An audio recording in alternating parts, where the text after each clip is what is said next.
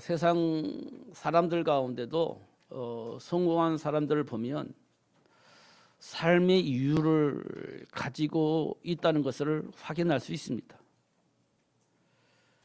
삶의 목표가 분명합니다. 그래서 준비하는 사람입니다. 준비한 사람은 성공했습니다. 그냥 막연하게 준비한 게 아니고요. 자기 자신에 대한 삶의 이유를 발견한 사람들입니다. 그래서 그들은요, 성공을 했고 많은 사람들에게 영향을 주는 삶을 살았습니다. 하나님은 우리에게 그렇게 되어지도록 역사하십니다.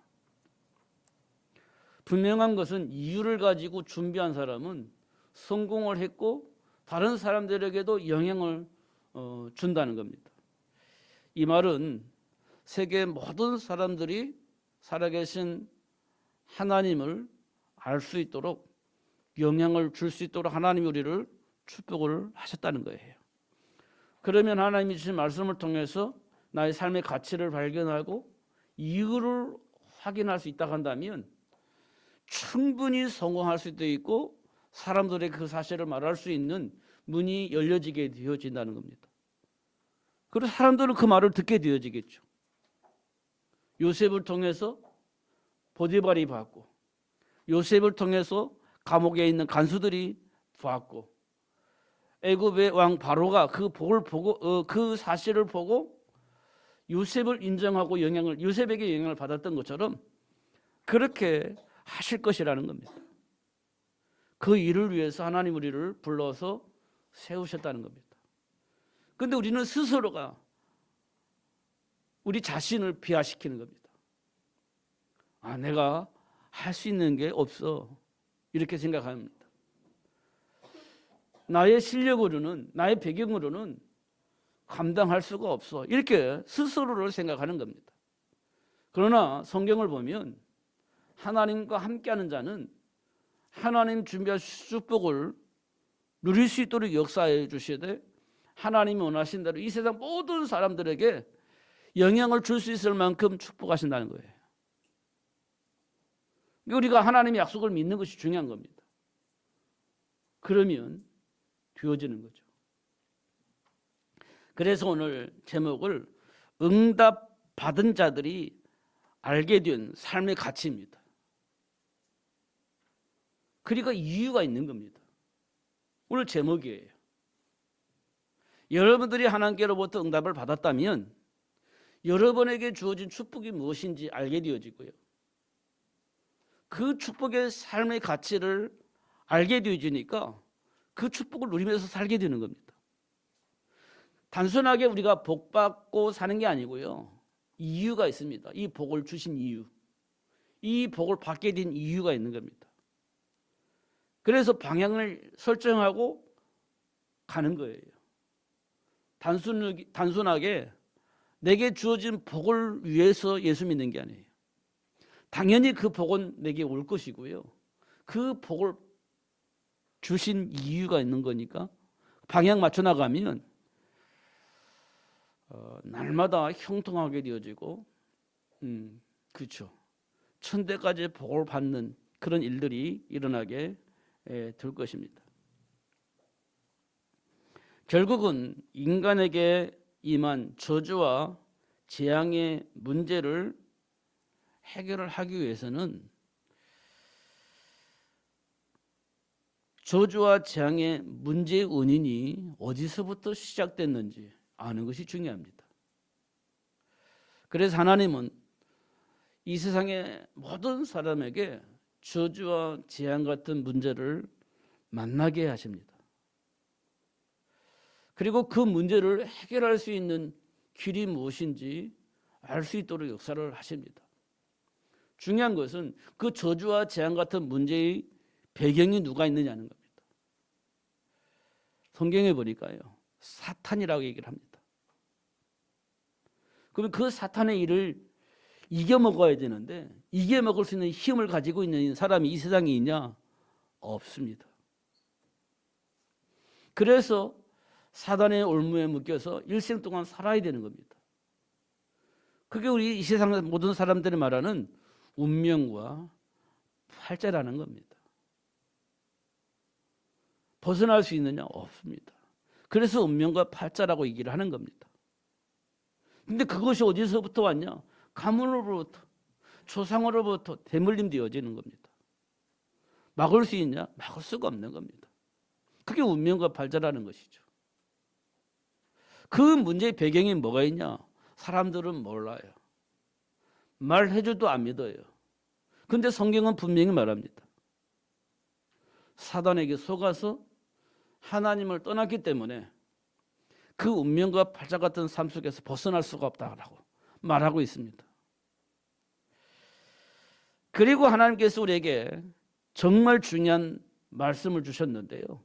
그 사단의 일을 멸하실 그리스도를 보내주시겠다고 약속을 하신 겁니다. 누구를 통해서? 여자의 후손을 통해서 이 세상에 보내주시겠다고 약속을 합니다. 그럼 그 여자의 후손을 만나면 되는 겁니다. 그러면 운명과 팔자 같은 이 삶 속에서 벗어날 수가 있는 거죠. 사단의 올무에서 벗어날 수 있는 길이 생기는 겁니다. 근데 그분이 누굴까요? 글쎄요. 근데 성경은 동정녀 마리아를 통해서 예수님이 오십니다. 하나님이 약속하신 대로 여자의 후손을 통해서 여자의 후손을 통해서 보내주시겠다고 약속하셨던 그 그리스도가 동정녀 마리아를 통해 이 땅에 오시는 겁니다. 사람들은 안 믿어요. 어떻게 처녀가 아기를 낳아요? 말이 안 되지. 이렇게 생각하고 안 믿습니다. 근데 약속하신 대로 동정녀 마리아를 통해서 이 땅에 예수님이 오세요. 예수님이 왜 오셨을까요?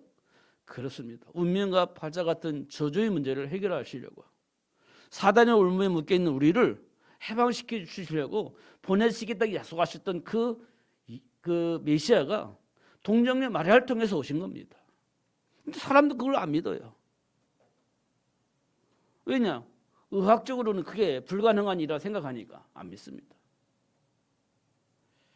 그런데 예수님이 오신 통로는 동정녀 마리아를 통해서, 처녀의 몸을 통해서 이 땅에 오신 겁니다. 그리고 예수님이 이 세상에서 33년 동안 사셨는데 30년 동안은 아버지 일을 도와하며 살았습니다. 그래서 3년이 남았죠. 3년은 뭐냐? 하나님 나라를 위해서 3년 사셨습니다. 그걸 보고 공생애라고 얘기를 합니다. 그래서 3년 동안 뭐 하셨냐? 현장에서 고통당하고 있는 사람들을 찾아갔습니다. 어떤 사람은 귀신 들린 사람, 어떤 사람은 해결받을 수 없는 질병 속에 고통당하고 있는 사람, 인간관계 속에서 왕따당해서 고통 속에 있는 사람들 찾아다녔습니다. 찾아가셨어요. 그래서 귀신 문제 들린 사람 그 문제 해결해 주셨고요. 해결할 수 없는 질병으로 고통당하고 있던 그 사람 문제도 해결해 주셨고요. 또 왕따당하고 있는 인간관계 속에 왕따당하고 고통당하고 있는 그 사람들 찾아가서 그 문제 해결해 주셨습니다. 4년 동안 하신 일이 그겁니다. 그리고 하시는 말씀이 그 배경이 하나님을 몰라서 하나님은 만날 수가 없어서 그렇게 뒤어졌다라고 얘기를 하고 있는 겁니다. 그래서 예수님이 오셨다. 해방시켜 주시려고 오셨다. 하나님 만나게 하시려고 오셨다라고 얘기를 하고 있는 겁니다.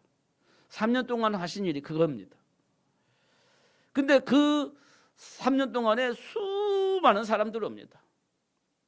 수많은 사람 따라다녀요. 왜요? 말씀 들으니까 힘이 나는 거예요. 말씀 들으니까 문제가 해결되는 겁니다. 그러니까 수많은 사람들이 따라다니는 겁니다. 산에 가면 산으로 따라오고, 바닷가에 가면 바닷가로 따라오고, 그렇습니다. 말씀 들으면 힘이 나고, 말씀 들으면 질병들이 해결되어지고, 말씀 듣는 시간에 귀신이 떠나가고 막 이런 일들이 막 일어나는 겁니다. 그러니까 막 따라다니는 겁니다. 구름대처럼 따라다니는 겁니다. 여러분 같으면 안 그러겠습니까? 따라다니지. 문제 해결되지. 힘나지. 그럼 따라다니는 겁니다. 그걸 보고 무리라고 합니다. 무리. 뭣도 모르고 따라다니는 거예요. 그게 뭐냐면 예수님께서 저 수많은 사람들 왜 나를 따라다니냐? 따라오냐? 라고 물어봅니다. 그러니까 제자들이 예수님을 세례요한이라고 생각을 하고 따라다니는 것 같습니다. 어떤 사람은 엘리야라고 생각하고 어떤 사람은 예레미야라고 하고 어떤 사람은 선지자 중에 한 사람이라고 생각을 하고 따라다니는 것 같습니다. 이렇게 대답을 합니다. 그러니까 예수님이 누군지를 모르는 겁니다. 그냥 삶 속에서 드러나는 문제 보고 야 세례요한인가 보다 이렇게 생각을 하는 겁니다. 야 능력 있는 엘리야구나 이렇게 생각을 하는 겁니다. 선지자니 한 사람 같은데 말씀에 힘이 있어. 이게 따라다니는 겁니다. 이때 예수님께서 제자들에게 물어봅니다. 그러면 너희들은 나를 누구라고 생각하느냐? 라고 질문합니다. 이때 베드로가 주는 그리스도시요. 이야, 이거 굉장히 중요한 말입니다. 주는 그리스도시요. 살아계신 하나님 아들이십니다. 이렇게 고백을 합니다. 그때 예수님께서 바요나 시몬아, 네가 복이 있구나. 예수님께서 말씀하신 복이 뭘까요? 우리가 육신적인 복을 말할까요? 아니요. 인간의 정체성을 회복할 수 있는 길 되신 그리스도를 베드로가 고백을 한 겁니다. 그러니까 야, 네가 복이 있구나. 그리스도를 아는 것은 이 세상에 가장 가치 있는 복이고 최고의 복인 겁니다. 그 복을 베드로가 받은 거예요. 복이 있구나. 그러면서 내 교회를 세울 것이다. 그런데 그 교회는 음부의 권세가 이길 수가 없어. 라고 얘기를 합니다. 그리고 천국 열쇠를 주셨는데 그 천국 열쇠를 사용할 때 하나님이 역사하신다. 네가 닫으면 닫아지고 열면 열어지고 그런 일들이 벌어질 것이다 라고 얘기를 합니다. 이 축복이 베드로에게만 주셨을까요? 그리스도 되신 예수를 아는 사람에게 주어진 복이에요. 여러분들에게 주어진 복이라는 겁니다. 여러분들이 사용할 수 있는 복이라는 겁니다. 여러분이 누릴 수 있는 복이라는 겁니다. 그런데 모르면요, 그 복을 가지고 있음에도 불구하고 누리지 못하는 겁니다. 그럼 어떻게 해야 되겠습니까? 알려줘야죠. 그 복을 누릴 수 있도록 알려줘야죠. 그게 교회에서 해야 할 일입니다. 예수를 아는 사람들이 해야 할 일입니다. 근데 그게 잘 안 되잖아요. 왜냐? 방해하는 자가 있으니까. 그래서 방해한 자를 결박할 수 있는 권세를 하나님 우리에게 주신 겁니다. 그 권세를 사용하면 그 강한 자가 결박되어집니다. 방해할 수 없는 일이 벌어지는 겁니다. 그럼 어떤 일이 벌어지겠습니까? 하나님이 준비한 축복이 회복되어지게 되어지는 일이 벌어지는 겁니다. 그 믿는 자에게 표적이 따른다고 말씀하시잖아요. 그렇습니다. 하나님이 우리에게 주신 축복입니다. 그래서 인간에게 주어진 정체성을 알면 누구든지 주어진 축복을 누릴 수 있게 되어진다는 겁니다. 하나님이 나에게 주신 정체성, 인간의 정체성을 알면 누구든지 그 안에 준비된 축복을 누릴 수 있게 되어진다는 겁니다. 그러면 제일 먼저 우리가 알아야 될 것은요, 왜 하나님께서 인간에게 생육하고 번성하여 땅에 충만하라고 하셨느냐는 겁니다. 무엇 때문에 우리가 생육을 해야 되냐는 겁니다. 무엇 때문에 번성하라고 말씀하셨냐? 무엇 때문에 충만하라고 하셨냐? 이 말을 알아듣는 것이 굉장히 중요합니다.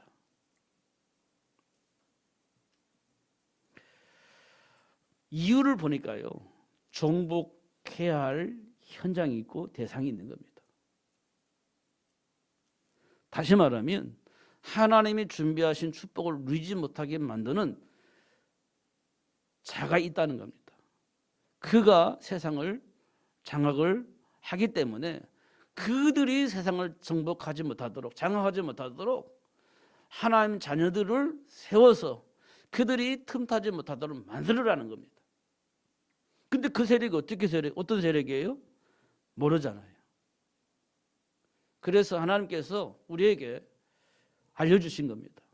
그게 창세기 3장 사건이에요. 하나님의 말씀을 왜곡하여서 하나님의 말씀을 불신케 하는 자가 있습니다. 그게 창세기 3장 사건이에요. 모르면 당하는 겁니다. 그냥 말도 안 되는 왜곡이 아니고요. 합리적이고 논리적인 이론을 가지고 우리를 공격하는데 하나님의 말씀을 합리적이고 논리적인 방법으로 왜곡하는 거예요. 하나님의 말씀을. 그러니까 맞거든요. 그게. 그러니까 나도 모르게 하나님의 말씀을 불신하게 되는 겁니다. 그게 사단의 역사거든요. 그 철학이라든지 과학이라든지 의학이라든지 여러 가지를 동원하여서 하나님의 말씀을 불신하게 만드는 겁니다. 그게 사단이에요. 그게 창세기 3장 사건이에요. 모르면 당하는 겁니다. 그리고 두 번째는요. 하나님과 상관없어도 얼마든지 성공할 수 있는 겁니다. 그 창세기 6장 네피림 문화입니다. 하나님 말씀 필요 없어. 얼마든지 성공할 수 있으니까요. 내가 원하는 대로 얼마든지 살 수 있으니까. 굳이 하나님 말씀 들을 필요가 없는 겁니다. 그런 상황을 만드는 겁니다. 그게 사단이 만든 네피림 문화입니다. 지금 이 세상 많은 사람들이 왜 하나님 말씀을 안 믿습니까? 믿는다고 하면서도 왜 안 믿습니까? 성공이 내 앞에 있기 때문에 그렇습니다. 성공의 길이 내 앞에 있기 때문에, 내가 원하는 삶이 내 앞에 있기 때문에 하나님의 말씀을 안 믿는 겁니다. 성공의 길이 내 앞에 있는데 굳이 그 길을 안 가고 다른 길을 갈 필요가 없게 되어지는 겁니다. 그렇게 만드는 겁니다. 그게 무슨 문화예요? 그게 네피림 문화예요. 그게 사단의 문화입니다. 그러면 어떻게 되겠어요? 그 성공의 길을 택하고 하나님을 버리는 겁니다. 그게 사단의 역사예요. 하나님을 믿는 사람은 그렇게 말을 해주는데도 불구하고 거부합니다. 나는 성공하고 싶으니까. 야, 교회 가니까 좀 이상해. 성공하지 말래. 성공하지 말라는 말은 하지 않아요. 하나님이 있으면, 하나님 안에 있으면 당연히 성공합니다. 당연히 성공해요. 당연히 내가 원하는 삶을 누릴 수 있는 축복의 문이 활짝 열립니다. 근데 그걸 안 믿으니까 내가 원하는 삶을 위해서 하나님을 버리고 그 길을 가는 겁니다. 그게 사단의 역사예요. 근데 사람들은 말하기를 교회 가니까 성공하지 말래. 그렇게 말한 적이 한 번도 없습니다. 하나님도 그렇게 말한 적이 없어요. 항상 최고의 축복을 누릴 수 있도록, 정말 성공의 길을 갈 수 있도록 이끌어가고 계시는 겁니다. 그런데 사단은요, 왜곡하는 겁니다. 그걸 보고 네피림 문화라고 얘기를 합니다.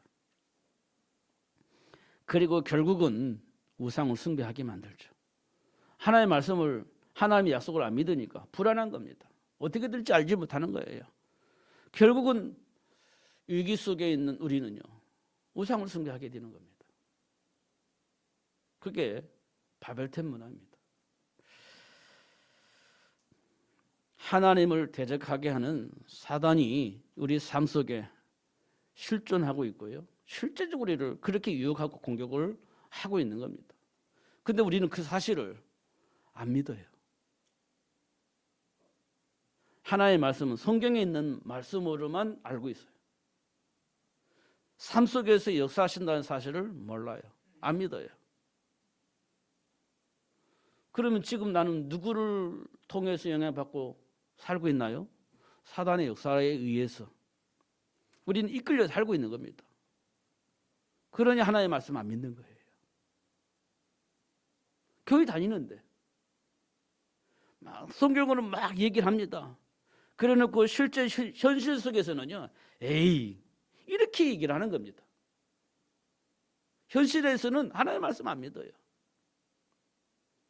그럼 누구 영향받습니까? 그게 사단의 영향이에요. 근데 그것마저도 우리는 부인합니다. 실제적으로는 사단에게 평생 이끌려 살아야 되는 삶을 살면서도 불구하고 그 사실을 우리가 부인하는 것 같아요. 근데 사실은 그렇지 않습니다.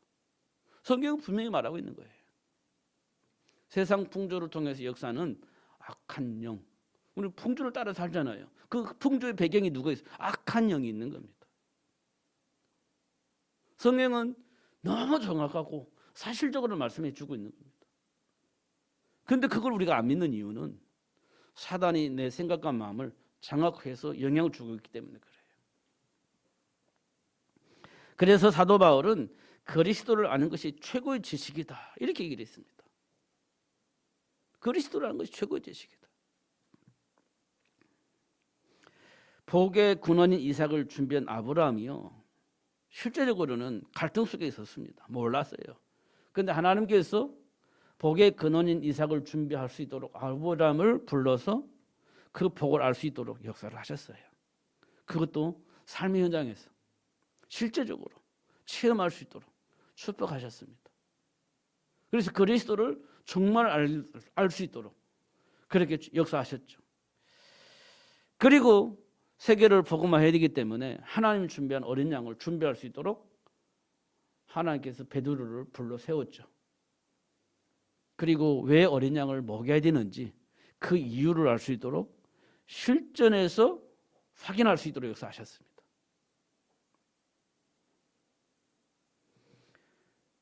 그리고 하나님께서 삶의 현장에 사람들이, 복음을 가지고 있는 사람들이 어떤 생각 속에 있으냐? 선민 사상이 있었습니다. 이스라엘 백성들만 하나님의 자녀, 이방인들은 아니야 라고 하는 선민 사상을 가지고 있습니다. 바리새인들이, 유대인들이 그랬습니다. 이때 하나님께서 아니, 이 세상 모든 사람이 다 받아야 돼. 복을 받아야 돼. 누릴 수 있어야 돼. 차별하면 안 돼. 그 사실을 알리기 위해서 하나님께서 바울을 준비했죠. 그래서 이방인들에게도, 이스라엘 백성들에게도 이 복음이 필요함을 확인할 수 있도록, 그래서 이 복음이 모든 사람에게 전달되어져야 된다는 사실을 알게 하신 겁니다.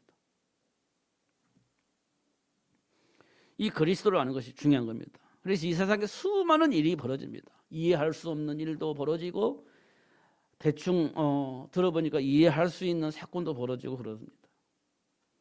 도대체 이해할 수 없는 사건도 있고 그래도 보니까 이해는 된다라고 하는 문제가 있습니다. 근데 다 똑같은 문제예요. 그냥 배경이 똑같으니까. 근데 이해할 수 없는 문제 만난 사람은요, 우리가 이해가 안 되니까 그 사람을 수용할 수도 없고 그 사람을 어떻게 해요? 내버려 둘 수가 없는 겁니다.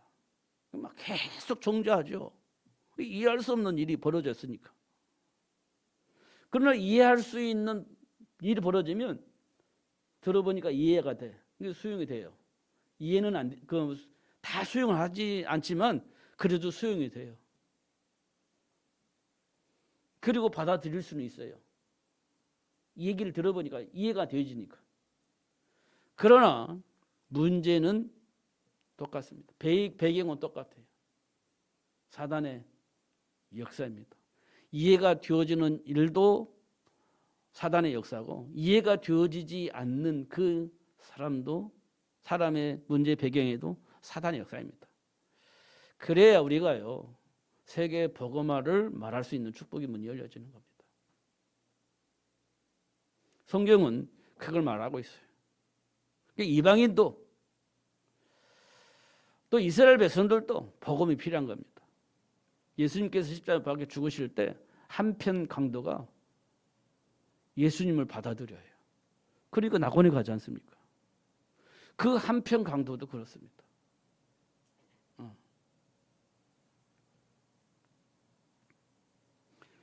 이 세상 모든 사람들이 가지고 있는 문제의 배경에는요, 하나님을 모르는 겁니다.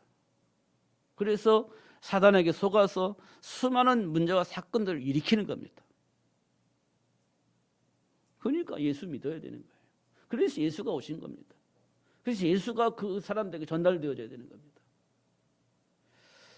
한동안 우리나라를 떠들게 했던 조주빈인가요? 그 사람이 왜 그런 짓을 했을까요? 그게 하나님, 자기 자신이 어떤 존재인지 몰라요. 하나님을 모르는 겁니다. 그러면 왜 그 짓을 했어요? 사단이 시키는 대로 한 겁니다. 우리가 볼 때는 이해가 안 되잖아요. 어떻게 그럴 일이, 그런 사건이 사단이 시키면 무슨 짓이든 할 수 있는 겁니다. 그래서 그 사람을 예수님 오신 거예요. 해방시켜 주시려고, 구원하시려고. 근데 그 사람이 예수 믿고 구원받아요. 그럼 사람들이 저 사람들이 구원받는다고? 수용이 안 되잖아요. 근데 실제적으로 예수님은 그 문제를 해결하려고 오신 겁니다. 그 사람을 구원하시려고 오신 거예요. 그럼 우리는요, 할렐루야 이렇게 해야 되는 겁니다. 근데 그 수많은 사건과 수많은 고통을 주는 그 사람이 구원받는다고요? 이해가 안 되는 거예요. 이 세상 모든 사람이 그렇습니다. 근데 알고 보니까 예수님은 그 문제를 해결하려고 오신 겁니다. 그 배경 역사는 사탄의 머리를 박살내고 거기 묶여 있는 사람을 구원하시려고 오신 거예요. 그럼 그 사람에게 예수가 필요한 겁니다.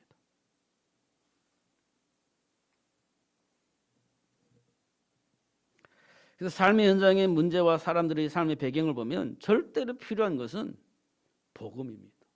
그리스도예요. 인격이 아니고 그리스도입니다. 지식이 아닌 그리스도입니다. 그러면 돼요. 바울의 성장 배경을 보면 부모의 영향력 속에 있었습니다. 낳은 지 8일 만에 할례를 받았죠. 그게 부모의 영향력입니다. 근데 그 부모는 왜 낳은 지 8일 만에 할례를 했냐? 바리새 사상 속에 있었기 때문에 그래요. 종교 생활입니다. 하나님과 상관없어요. 그게 종교 생활입니다. 종교 지도자들이 그렇게 얘기를 한 겁니다. 그렇게 영향받아서 그렇게 한 겁니다. 결국은 율법주의 삶을 살았죠. 바리새인들 그거밖에 할 게 없으니까요. 하나님과 관계가 없으니까 율법주의에 묶일 수밖에 없는 거예요. 철저하게 신앙생활을 하였지만 하나님과 상관이 없는 삶을 살았던 겁니다. 그게 바울이 가지고 있던 성장 배경입니다. 우리가 그렇습니다. 하나님과 상관이 없이 부모의 영향 속에서 또 학문을 통해서 또 많은 지도자를 통해서 배웠던 그 영향력들이 하나님과 상관이 없는 삶을 살게 만들어 놓은 겁니다. 그 속에서 나는 옳다, 그렇게 살려야 된다라고 말할 수 있는 삶을 살아가게 되어졌는데 하나님과 상관이 없는 삶을 살게 되는 배경입니다. 철저하게 정의롭게 살았지만 하나님과 상관이 없는 바울의 모습을 볼 때 그렇습니다. 그 삶의 현장에서 드러난 바울이 가진 삶의 이유를 보면 결국 예수가 그리스도라고 말하니까 말이 안 되는 거잖아요. 그러니까 핍박하는 겁니다. 자기가 가지고 있는 삶의 기준을 볼 때 이건 맞지 않는 거예요. 하나님의 영광을 더럽게 만드는 겁니다. 그러니까 정의를 가지고 하나님의 영광을 더럽게 만드는 그들을 가만히 놔둘 수가 없는 거죠. 그래 핍박자의 삶을 사는 거예요. 하나님의 영광을 위해서 그렇게 했다라고 사도 바울은 말하는데 그게 이제 하나님을 향한 무지 속에서 일어난 사건이에요. 그런 바울을 예수님께서 부르시죠. 그게 이제 소명이라고 하는 겁니다. 불러요. 바울아, 사울아 이렇게 부르죠. 그러니까 누구십니까? 네가 핍박하는 예수다. 이 말은 뭐냐? 예수가 그리스도라는 사실을 바울에게 알리는 겁니다. 예? 예수님이 그리스도라고요? 이렇게 질문을 할 수 있는 답을 예수님이 주시는 거예요. 그리고 나서 깨달은 응답을 받은 바울은요, 이방인과 이스라엘 백성들 보니까 예수를 몰라. 예수가 그리스도라는 사실을 몰라. 이 사실을 알리는 것이 내가 지금까지 살아온 삶보다 나머지 삶을 그렇게 살아야 되겠구나라는 사명이 생기는 겁니다. 소명이 생기니까, 소명을 받으니까 사명이 생기는 거예요. 그래서 어떻게 해요? 로마를 복음화, 가이사 앞에 가서 가이사 앞에서도 이 말을 전달해야 되겠다. 이 사명이 생기는 겁니다. 그럼 이 세상 모든 사람이 이 복을 받아야 되겠는데 어떻게 되냐? 곳곳에 이 말을 할 수 있는 시스템을 만들어내는 겁니다. 그게 삶 속에 있는 교회들의 모습입니다. 그 교회 안에 뭐가 있어야 되겠습니까? 이 영적 사실을 말해줄 수 있는 사람이 있어야 되겠죠. 그걸 보고 우리는 전도 시스템이라고 얘기를 해요.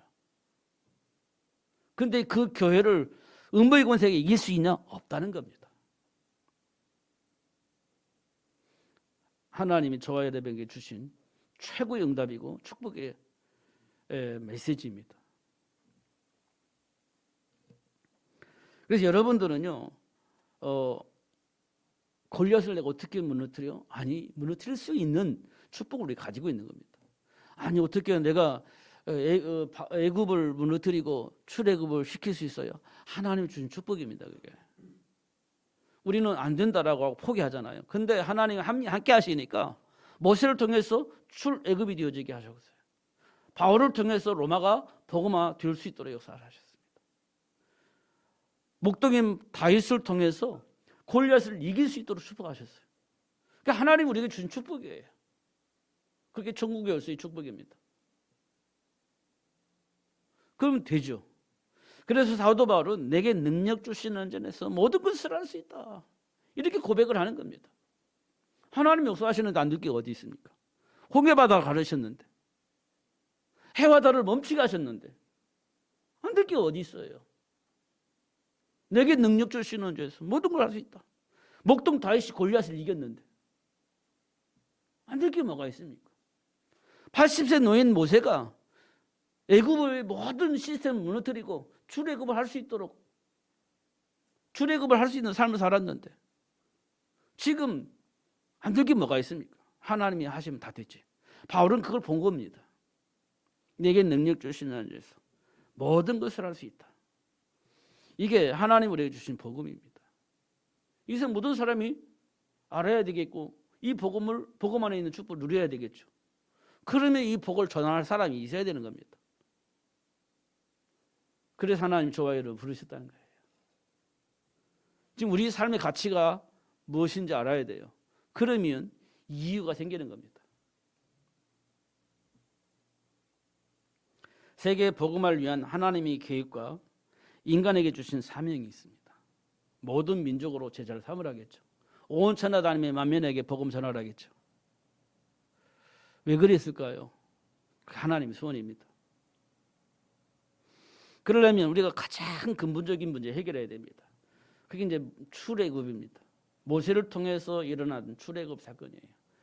우리가 지금 어디에 묶여 있는지를 알아야 돼요. 그래야 해방되죠. 해방되는 길은요, 하나님과 관계를 회복할 수 있도록 약속하신 축복을 회복하는 겁니다.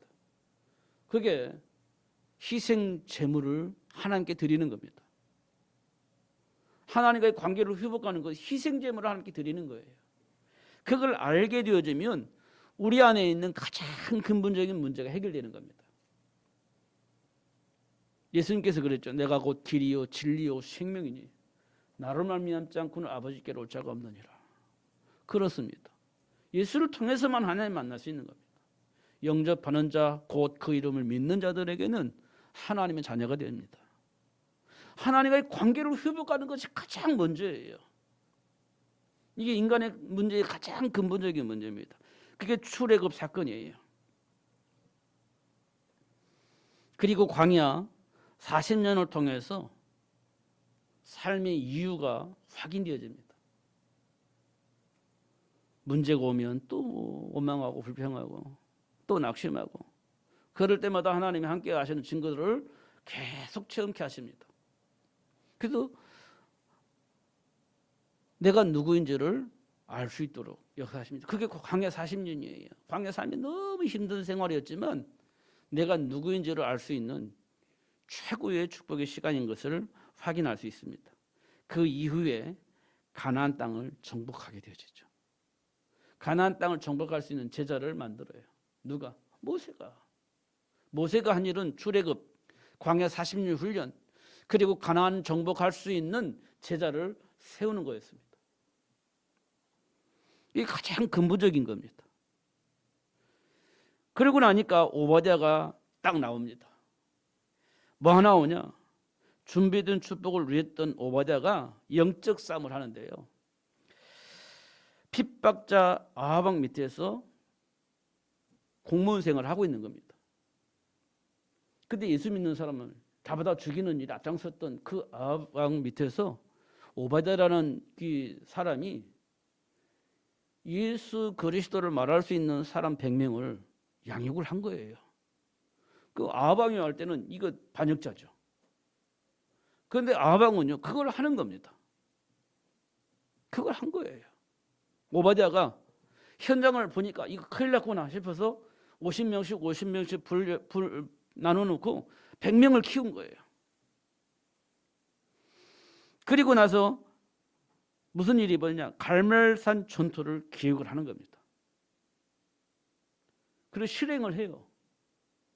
그래서 어떻게 해요? 살아계신 하나님, 여호와 하나님이 어떤 분이신지를 만천에 다 드러내버립니다. 만천에 다 드러내버려요. 이세벨이 섬겼던 그 모든 우상은 아무런 힘이 없고 그냥 인형이라는 것을 드러내 주신 겁니다. 인형이 그냥 아무것도 할 수 없는 인형이에요, 그냥. 근데 살아계신 하나님은요, 지금 우리와 함께 계시고 역사하시는 하나님이 그게 드러내 주신 겁니다. 그게 갈멜산 전투에서 일어난 사건이에요. 그리고 나서 무슨 일이 벌어냐? 하나님이 준비하신 그 축복을 이루기 위해서 엘리사도 준비해놓고 우상에 절하지 않는 7천 제자가 준비됐다는 사실을 알게 하십니다. 그게 이제 오바댜 사건을 통해서 일어난 사건이에요. 그런 중직자가 삶의 현장에 있는 겁니다. 준비시켜 놓으신 겁니다. 그들을 통해서 하나님이 원하시는 일이 이루어지는 것을 확인할 수 있습니다. 그리고 나서 바울을 통해서 로마 복음화를 이루어 가시죠. 바울을 통해서 뭘 깨달았어요? 모든 사람이 하나님의 영광에 이를 수가 없다. 왜? 죄를 범하여. 그래서 본질적 진노의 자녀의 삶을 살고 있는 겁니다. 그걸 딱 보게 하신 겁니다.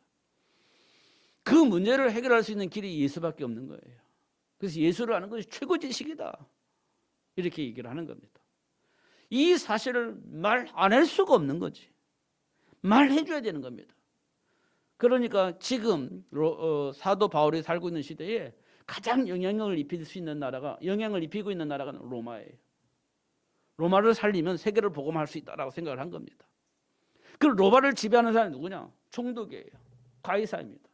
이 가이사가 알게 되면 로마 바꿀 수 있다. 로마가 바뀌면 세계 복음화 쉽다. 이렇게 생각한 겁니다. 그럼 로마를 복음하기 위해서는, 가이사의 생각을 바꾸기 위해서는 정치, 경제, 문화를 바꿔야 된다. 그럼 어떻게 돼요? 예수를 아는 그 사람을 자꾸 정치에, 경제에, 문화에, 개에 파송을 하는 겁니다. 그러면 실력이 있어야 되겠죠. 능력이 있어야 되겠죠. 그런데 그 안에는 예수가 있는 거예요. 예수가. 그러니까 흐름이 바뀌는 겁니다. 정치 흐름도 바뀌고 경제 흐름도 바뀌고 문화의 흐름도 바뀌는 거예요. 그걸 계속해서 만들어내는 겁니다. 누가? 바울이. 그래서 그 현장에 계속 파송합니다. 로마 복음화를 위해서 자꾸 파송을 하는 겁니다. 그러니까 실력이 있지. 그러니까 로마 황제가 그들을 쓸 수밖에 없지. 쓸 수밖에 없는 겁니다.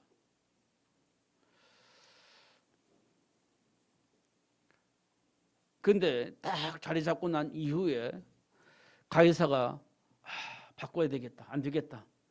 이미 때는 늦는 겁니다. 자기 자리도 위태해진 거예요. 그러니까 기독교를 국교로 인정하게 되어지는 겁니다. 자기 자리를 보존하기 위해서. 그게 사도 바울이 가지고 있었던 계획입니다. 그 계획을 하나님이 주신 거죠. 로마 복음화가 이루어지죠. 250년 만에. 왜 이 로마 복음화를 하나님이 하셨을까? 세계 복음화가 그렇게 되어진다는 겁니다. 세계 복음화가 그렇게 되어진다는 거예요. 그럼 우리가 뭘 준비해야 되겠습니까? 정치, 경제, 문화에 파고 들어갈 수 있는 렘넌트를 준비를 해야 되는 겁니다. 삶의 흐름을 바꿀 수 있는 제자를 만들어서 파송을 하는 겁니다. 그러면 로마가 복음화 되어지듯이 세계가 복음화가 되어질 것이라는 겁니다. 모든 민족을 제자로 삼아 파송하는 겁니다. 온 천에 다니며 복음을 증거할 수 있는 제자를 만들어서 파송하는 겁니다. 그러면 되어지는 일이 벌어집니다. 그럼 이 세상은 왜 그래? 그런 일을 하여야만 되어지는 사실을 우리에게 알게 하시려고 지금 혼란 속에 빠뜨리는 겁니다. 언약으로 뿌리 내리고 각인이 되어져서 무슨 삶을 살아야 되는지 삶의 가치와 이유를 알 수 있도록 그렇게 역사를 하시는 겁니다. 지금 우리가 혼란 속에 있는 이유가 그렇습니다. 오직 복음이 아니면 오직 예수가 아니면 안 된다는 사실을 알게 하시고 이 사실을 사람들에게 알릴 수 있는 사명을 가질 수 있도록 그렇게 역사를 하시는 겁니다. 원망할 시간이 없습니다. 우리는 낙심할 시간이 없습니다. 뭐 옳고 그르고 막 서로 판단하고 정죄하고 그럴 시간이 없습니다. 우리는 그리스도를 아는 제자가 되어지기를 소원하고 기도해야 되겠고 이 복음을 증거할 수 있는 제자를 만들어내는 그 일에 우리는 언약 붙잡 기도해야 할 겁니다. 올인해야 되는 거죠. 이걸 보고 우리는 24시라고 합니다. 요셉이 24시 했습니다. 노예 생활하면서 누명 쓰고 감옥에 갔을 때도 24시 했습니다. 하나님과의 소통이 계속 진행됐습니다. 다니엘과 새 친구들도 역시 마찬가지입니다. 위기 속에 빠져 있을 때 아침, 점심, 저녁으로 하나님과 소통하는 일을 결코 놓치지 않았습니다. 그냥 삶의 가치를 알고 이유를 알고 있었기 때문에 그래요. 다시 말하면 하나님께로부터 응답을 받고 나니 삶의 가치도 확인되어지고 이유도 알게 되어진 겁니다. 그러니 그걸 누가 꺾을 수 있겠습니까? 꺾을 수가 없는 겁니다. 누가 왜곡할 수 있겠어요? 왜곡시킬 수가 없습니다. 결국 하나님과 함께하는 자가 승리케 되어진다는 겁니다. 하나님이 저와 여러분에게 주신 축복이에요. 속지 마시고 놓치지 마시고 누리시는 여러분 되어지기를 예수님 이름으로 축복합니다. 기도하겠습니다.